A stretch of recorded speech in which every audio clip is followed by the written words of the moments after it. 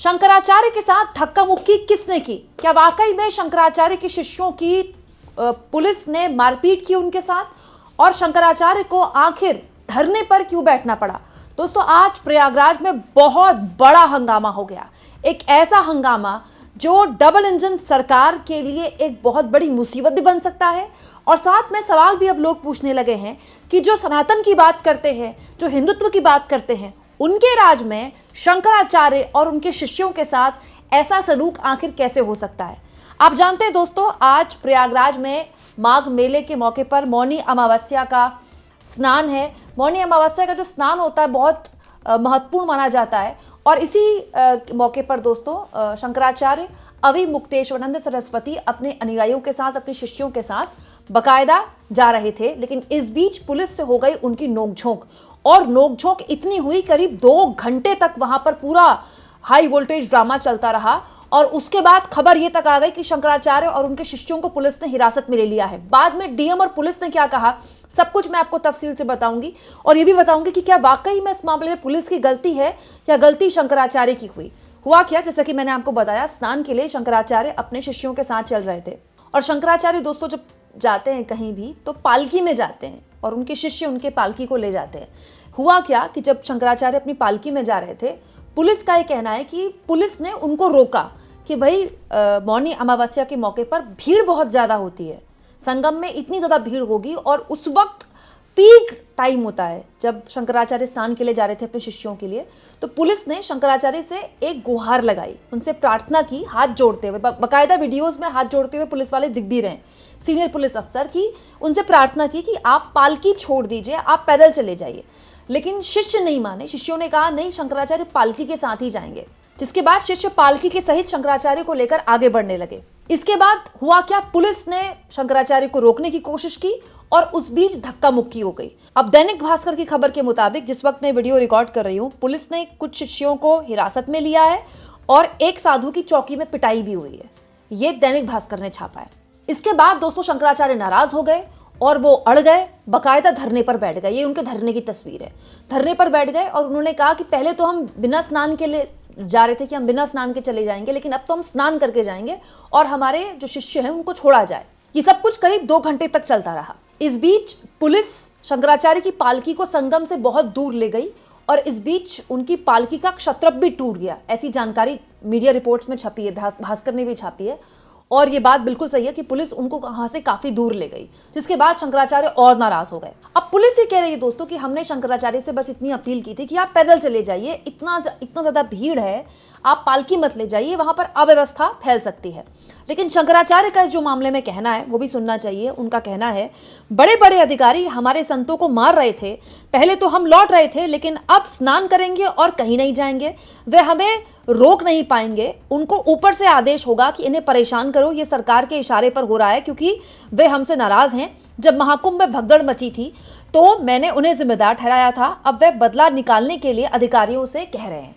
शंकराचार्य अविमुक्तेश्वरानंद सरस्वती खुलकर इस सरकार की आलोचना करते रहे। आप जानते हैं दोस्तों, राम मंदिर के उद्घाटन के वक्त भी शंकराचार्य ने कहा था कि मोदी जो उद्घाटन कर रहे हैं अधूरा राम मंदिर है। और ये बात बिल्कुल सच है दोस्तों कि उसके बाद इस साल मोदी खुद गए और ध्वजारोहण करके पूरी दुनिया को बताया कि राम मंदिर संपन्न हो गया।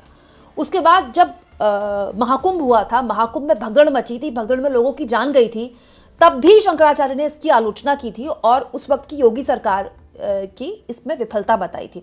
तो अब शंकराचार्य कह रहे हैं कि दरअसल ये सब कुछ जानबूझकर करवाया जा रहा है अधिकारियों द्वारा और सरकार ये सब कुछ करवा रही है क्योंकि हम खुलकर इस सरकार की आलोचना करते हैं। हालांकि इस पूरे मामले में स्थानीय प्रशासन क्या कह रहा है हमको ये भी सुनना चाहिए। प्रयागराज के डीएम मनीष कुमार ने दोस्तों इस पूरे मामले में कहा है कि परंपरा के विपरीत संगम पर स्नान करने के लिए स्वामी अविमुक्तेश्वरानंद जो हैं वो बिना अनुमति के पालकी लेकर आ गए। उनको अनुमति नहीं थी, वो अनुमति के बिना पालकी लेकर आ गए और जब उनको रोका गया ऐसा करने से कि आपको इजाज़त नहीं है, अव्यवस्था फैल सकती है, तो फिर वो अपनी जिद पर आ गए और जिद पर ऐसे अड़े कि उनके जो समर्थक थे वो बैरिकेड तोड़ने लग गए और पुलिस के साथ उन्होंने धक्का मुक्की की और पूरे मामले की अब हम जांच करेंगे, डीएम ने कहा है। वहीं दूसरी ओर शंकराचार्य धरने पर बैठ गए ये कहते हुए कि अब जब तक पुलिस प्रशासन पूरे प्रोटोकॉल के तहत उनको ले नहीं जाएगा तब तक वो उठेंगे नहीं। अभी पूरा का पूरा ड्रामा पूरा दिन चलता रहा, आज पूरा दिन चलता रहा और इस पर बहुत से लोगों की अपनी अपनी राय है। देखिए, ये बात बिल्कुल सच है दोस्तों कि शंकराचार्य अविमुक्तेश्वरानंद सरस्वती इस सरकार की खूब आलोचना करते हैं और वो पूर्व की सरकारों की भी आलोचना करते रहे हैं। क्यों? क्योंकि वो शंकराचार्य हैं। शंकराचार्य का काम धार्मिक चीज़ों को लेकर, धार्मिक जो भी हमारे अनुष्ठान हैं या कोई भी धार्मिक मान्यता है उस पर बात करना है। ठीक है, तो अगर राम मंदिर का अधूरा उद्घाटन होता है तो शंकराचार्य बोलते हैं, वहाँ उनको नहीं बुलाया जाता है तो वो बोलते हैं। इसके अलावा जिस तरह से बनारस में, वाराणसी में मणिकर्णिका घाट में तोड़फोड़ की जा रही है उस पर भी वो बोले। काशी विश्वनाथ कॉरिडोर जब बना था तब भी काफ़ी तोड़फोड़ हुई थी, तब भी वो बोले थे। क्यों? क्योंकि वो धार्मिक चीज़ें हैं। लेकिन ये बात भी बिल्कुल सच है दोस्तों कि अगर स्थानीय पुलिस और प्रशासन शंकराचार्य से हाथ जोड़कर एक गुहार लगा रहा है कि आगे अव्यवस्था फैल सकती है, आप पालकी छोड़ दीजिए, स्नान करने ऐसे चले जाइए, तो मुझे ऐसा लगता है कि सबका भला देखते हुए शंकराचार्य या फिर उनके शिष्यों को ऐसी कोई जिद नहीं रखनी चाहिए थी कि हम जाएंगे तो पालकी से ही जाएंगे। हालांकि एग्जैक्टली हुआ क्या वहां पर, सबका अपना अपना तर्क है। शंकराचार्य, उनके शिष्यों का कहना है कि पुलिस ने पहले धक्का मुक्की की, उनके साथ गलत व्यवहार किया गया। पुलिस का यह कहना है कि शंकराचार्य को रोका गया, उनसे अपील की गई लेकिन वो नहीं माने और पालकी सहित अंदर जाने लगे, जिसके बाद ये सब पुलिस को करना पड़ा। अब ये जो कुछ भी हुआ है इसको लेकर अब बीजेपी की बहुत आलोचना हो रही है। जैसे अखिलेश यादव ने कहा, साधु संतों, भक्तों, श्रद्धालुओं के साथ अप्रिय व्यवहार का समाचार दुखद है। भाजपा सरकार दिव्य भव्य के दावे से पहले सभ्य बने।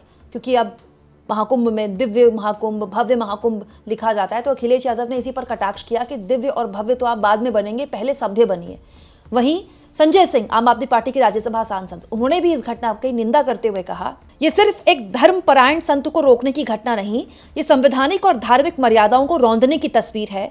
धर्माचार्य शंकराचार्य महाराज स्वामी श्री अविमुक्तेश्वरानंद जी को पुलिस द्वारा रोकना और उनके समर्थकों के साथ धक्का मुक्की, ये सीधे सीधे सत्ता के अहंकार का प्रदर्शन है। भाजपा और उसकी शासित पुलिस आज कानून का नहीं, राजनीतिक आदेशों की चौकीदार बन चुकी है।